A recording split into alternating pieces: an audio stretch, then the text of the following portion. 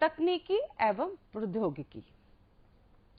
अब मध्यकालीन भारत में वार्षिक कैलेंडर के निर्धारण, प्रमुख पर्वों, त्योहारों, ग्रहणों एवं ज्योतिष ग्रहों व नक्षत्रों के निर्धारण में खगोल की उपयोगिता थी। शेर ए मंडल की तीसरी मंजिल पर हुमायूं की विकसित वेधशाला एवं पुस्तकालय था। ग्रहों एवं ज्योतिष में हुमायूं का व्यक्तिगत ज्ञान अत्यधिक था, यानी कि उसको ग्रहों और ज्योतिष का ज्ञान में बहुत रुचि थी और उसे व्यक्तिगत ज्ञान भी था। अकबर के काल में बनारस की वेधशाला का निर्माण उसके निर्देशानुसार हुआ, यानी कि अकबर ने एक वेधशाला का निर्माण कराया था। अकबर ने एक नवीन कैलेंडर का निर्माण किया जिसे इलाही नाम दिया गया। नया जो कैलेंडर बना उसको इलाही कहा और इसकी शुरुआत उसके शासनकाल के प्रथम दिन से मानी गई। विदेश प्रभाव। इतिहासकारों के अनुसार तुर्क और मुगल शासकों का समुद्र से कोई भी संबंध नहीं था। मुगलों ने विदेश व्यापार को महत्व दिया था, क्योंकि उनके वो हमने पिछले भाग में जाना था कि उनकी जो विदेशी व्यापारी आने शुरू हो गए थे, तो उन्होंने क्या किया, विदेशी व्यापार को भी महत्व देना शुरू कर दिया।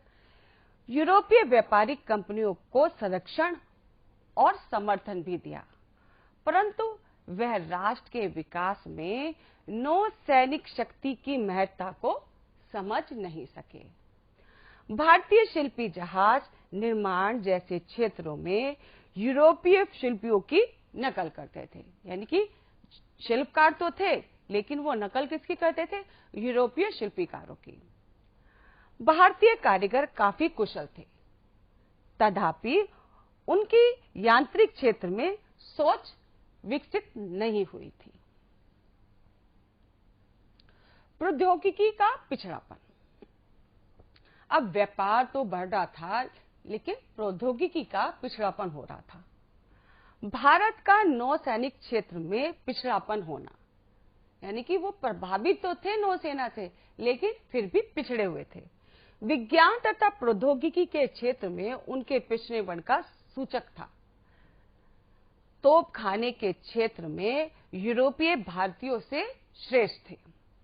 मुगल सेना के पास भारी तोपें थी जिनको एक स्थान से दूसरे स्थान ले जाना कठिन होता था, तथा उनके पास कुछ हल्की तोपें भी हुआ करती थी। भारी तोपें भी थी और हल्की तोपें भी थी।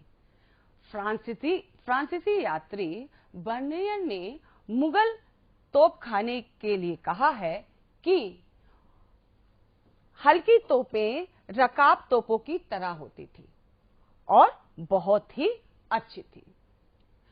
अब क्या हुआ था, यूरोप में 17वीं शताब्दी में बंदूक का इस्तेमाल होना शुरू हो गया था, लेकिन भारत में क्या था स्थिति, भारत में जो था 17वीं शताब्दी में बंदूकों का इस्तेमाल नहीं हुआ, बल्कि 18वीं शताब्दी में भारत में बंदूक का प्रयोग होना आरंभ हुआ। अब आर्थिक स्थिति। अब मुगल काल में आर्थिक विकास में अधिक प्रगति हुई, मतलब व्यापार बढ़ रहा था तो आर्थिक विकास भी बढ़ रहा था। व्यापार और वस्तु निर्माण का विस्तार हुआ था, जैसे कि बताया कि वस्तुएं भी बनती थी और व्यापार भी बढ़ रहा था। खेतीबाड़ी में भी सुधार हुए, क्योंकि मुगलों की समृद्धि का कारण खेती था, तो खेतीबाड़ी में भी बहुत सुधार हुए। परंतु यूरोप की तुलना में भारत में केवल विज्ञान और प्रौद्योगिकी के क्षेत्र में, बल्कि अन्य मामलों में भी वो पिछड़ा ही रह गया। माल का ज्यादातर निर्माण छोटे पैमाने पे किया जाता था, यानी कि माल तो बनता था लेकिन वो छोटे पैमानों पर बनता था और मशीनों का कोई भी इस्तेमाल नहीं किया जा रहा था, मशीनें इस्तेमाल नहीं होती थी। कारीगर जो थे वो सरल से सरल औजारों से ही काम करते थे, मतलब जो भी काम होता था वो सरल औजारों से होता था। नतीजा यह हुआ कि कोई कारीगर चाहे जितना भी कुशल रहा हो, उसकी उत्पादन क्षमता निम्न कोटि की ही रही। मतलब वो कितना भी कुशल हो, क्योंकि बड़े बड़े जो मशीनें हैं उनका इस्तेमाल नहीं हो रहा था, तो कारीगर तो कुशल थे, लेकिन चूंकि मशीनों से नहीं बनता था, सरल तरीके से काम होता था, तो उनकी जो क्षमता थी वो निम्न कोटि की ही रही।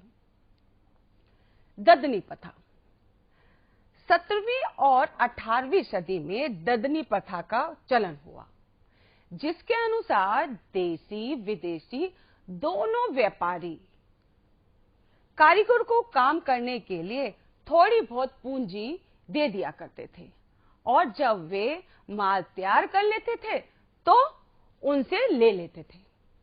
इससे कारीगर उन लोगों के और भी मोहताज हो गए, मतलब कारीगर जो थे उन पे वो मोहताज होने लगे। अंग्रेजों ने भारत को जीतने और उसे एक उपनिवेश बनाने में, वो उपनिवेश बनाने थे, भारत को एक उपनिवेश बनाना चाहते थे, तो उपनिवेश बना लेने में उनको कामयाबी हासिल हो गई, और भारत पूर्व का कारखाना होने की बजाय पश्चिम के लिए कच्चे माल की आपूर्तिकर्ता बन गया। और भी जानिए, कुछ और है इस पाठ में जिसको हम विस्तार से जानते हैं।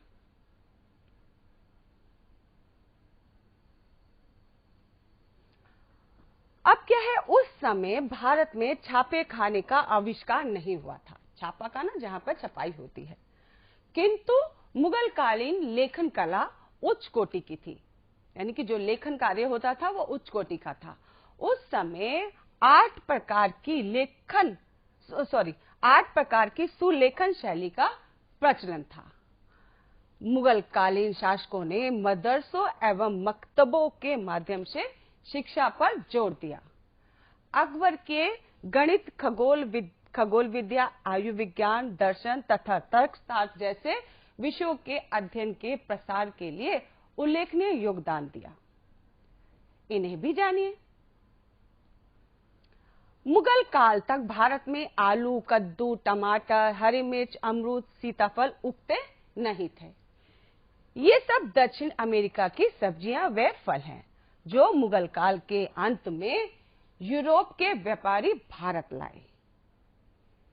लेकिन सेम, पालक, शकरकंद, तोरी, करेला, लौकी, भिंडी तथा बैंगन जैसी सब्जियां और केला, आम, तरबूज, बेल, अंगूर, अनार जैसे फल भारत में खूब उगते थे। शब्दावली, अब कुछ नए शब्द हैं, इसको भी हम समझेंगे। तो पहला है छापा खाना। छापा खाना प्रेस, जहां पर छपाई होती है, जैसे कागज, जैसे न्यूज, अखबार के जो छपाई होती है वो छापे खाने में होती है। फिर है ज्योतिष, ग्रहों एवं नक्षत्रों के आधार पर की जाने वाली भविष्यवाणी। स्थापत्य कला, इमारतों आदि के निर्माण की कला। दरगाह, सूफी संतों की कब्र पे बना स्मारक।